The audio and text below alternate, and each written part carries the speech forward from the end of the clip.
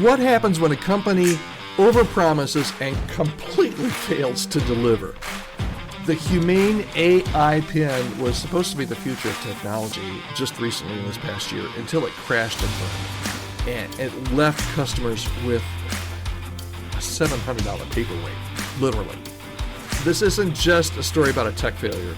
It's a leadership failure. And believe it or not, the church can learn a lot from the Humane AI disaster. And we're going to talk about it today as we break down the leadership mistakes that doomed Humane and how churches can avoid making the same costly errors. Thanks for joining me. My name is Todd Rhodes, and you are listening and or watching to the Healthy Church Staff Podcast. I'm one of the co-founders over at chemistrystaffing.com. Hope you'll check that out as well, chemistrystaffing.com. Okay, today we're going to talk about 5 lessons that we can learn from this whole $700 paperweight thing, okay? The first is overpromising and underdelivering. What was Humane's biggest mistake? They promised the moon and delivered a flashlight. They told customers, hey, we've got this unbelievable AI pin. This thing is so great. It's going to replace your smartphone. It's going to revolutionize technology. It's going to change how people interact with the internet and with AI. And instead, what they delivered, people chucked out their $700. They got this Humane AI Pin, and instead, it didn't change anything. It was glitchy. It was unreliable. It was completely unready for the real world. Does this sound familiar if you're a church leader? Have you ever cast a vision that was just more aspirational than it was achievable? You knew it.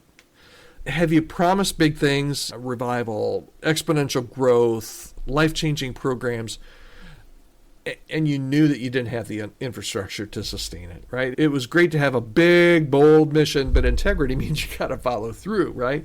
Jesus tells us to count the cost before we build. He said that in Luke.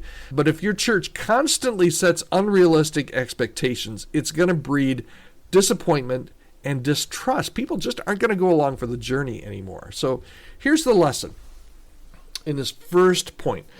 Set a vision that's both bold and achievable. And make sure that your leadership and your resources and your strategy can back that up. People are eager to follow, but they're not going to be eager to follow if what you said never comes to fruition. Okay, so that's point number 1. Point number 2, the danger of hype without substance. Okay, so before launching this AI pin, Humane built just massive hype. High-profile founders, they had fancy, expensive promotional videos. They did TED Talks, for crying out loud, that made this thing look like it was going to be a game changer. But once it was in people's hands, it just didn't work. It didn't work. And no, I didn't order one. No, this is not Todd going off because he spent $700 on something that just didn't work. They overpromised and underdelivered, and they promised the moon, and it just didn't work. Sometimes churches fall into that same trap. We focus more on the launch than the long game. Whether it's maybe a new ministry initiative that you're starting, maybe it's a building project or a new staff hire, we get people excited, but we don't ensure that the foundation is strong. So instead of asking, how can we make this look exciting, ask, how can we make this truly effective? The lesson here is don't build a ministry around hype. Build it on real, lasting impact. One of the things I see churches do quite often is they'll lay out this massive, this is where we're headed. They have a vision Sunday. This is where we're going. We're gonna climb this mountain. And then 2 weeks later, nobody remembers what was said, and nobody ever follows up on the plan. So don't build a ministry around hype. Hype will help you for 1 week, and then 2 weeks later, people will forget if you don't actually build the thing, right? Build it on real, lasting impact. Okay, number 3. Don't fail to take responsibility. When Humane shut down, their email to customers, okay, get this was brutal. They thanked customers for their support. Thanks for your support. They offered no refunds. They offered no solutions, just an apology and a goodbye. So when leaders make mistakes, the worst thing they can do is dodge responsibility. Churches are not immune to this. Have you seen leadership in churches dismiss failure? Have you seen pastors or boards avoid hard conversations? People don't expect perfection. They don't expect perfection from you, pastor. They don't expect perfection from your board or from your staff or from any of your church leadership, right? But they do expect accountability. And the best leaders own their mistakes and make things right and lead with transparency. I had an experience like this last week. I rented a condo for my wife and myself. We were in Orlando for a conference, and we stayed a couple extra days. And we stayed in this very nice place. It was very inexpensive for the place. It was very nice. But on day 2, our internet went out. It just went out totally. And this was going to be a working vacation for me.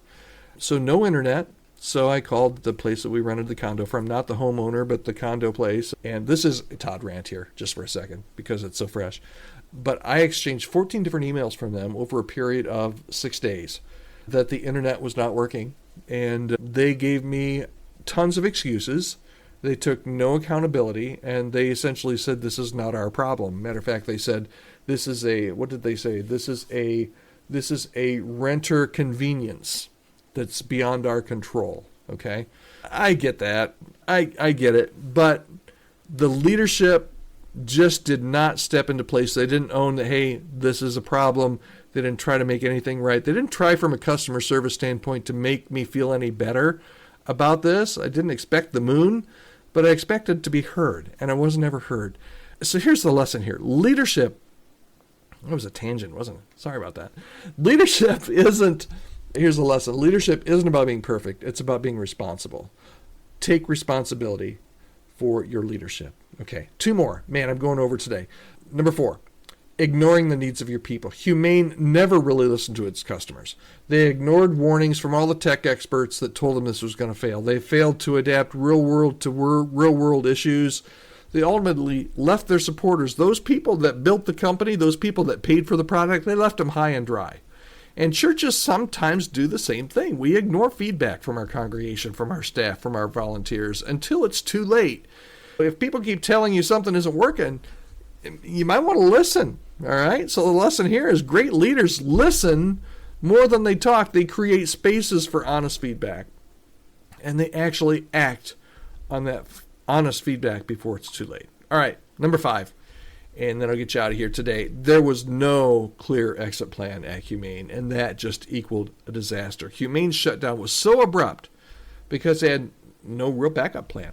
The business ran on fumes. It ran on wishful thinking instead of strategic planning. And churches often operate in this same way. What happens if a key leader leaves? What happens if giving suddenly drops? What happens if there's a major ministry that collapses? A healthy church doesn't just plan for success, it plans for those setbacks too. Okay, so here's the lesson, the final lesson for today. Every church needs a clear plan for leadership transitions, for financial challenges, for crisis management. And I can probably count on one hand, I'm being maybe a little facetious here, the number of churches that I know of that have a clear plan for leadership transition unless they're in one, or that have a plan for a financial challenge unless they're in one, or have a plan for a crisis management unless they're in a crisis. Planning, folks, is huge. And this is one of the things that we help churches with at Chemistry Staffing. If there's any way that we can help you with your leadership transitions or creating this clear plan for financial challenges, for crisis management, we have people on our team that are experienced and knowledgeable and have been through this and can help you do this. And believe me, you want to have that plan in place before you go through a leadership or a financial or a crisis. Okay? Here's the takeaway for today. Here's what I would love for you to leave with today. Integrity in leadership, it's not about perfection, it's about trust. And whether in business or whether you're leading a church, people want leaders who keep their word. People want leaders who will own their mistakes, and people want leaders who will lead with wisdom. I'm wondering, which one of these lessons hit home most for you or for your church? I'd love to hear from you. You can drop a comment if you're watching this on YouTube. If you're listening on the podcast, I'd love to hear your thoughts. You can email me your thought right now at podcast@chemistrystaffing.com. And as I said, if your church is navigating any of these leadership challenges, let's talk. You can grab 30 minutes if you're working for a church. You can grab 30 minutes to talk about your leadership challenge and see if there's any way that we can help your church. This is for churches, not for individuals, but you can catch me and schedule a 30-minute strategy call, absolutely free, at chemistrystaffing.com/connect. Okay, thanks so much for listening to the podcast. We will be here again tomorrow, and hope you have a very great day.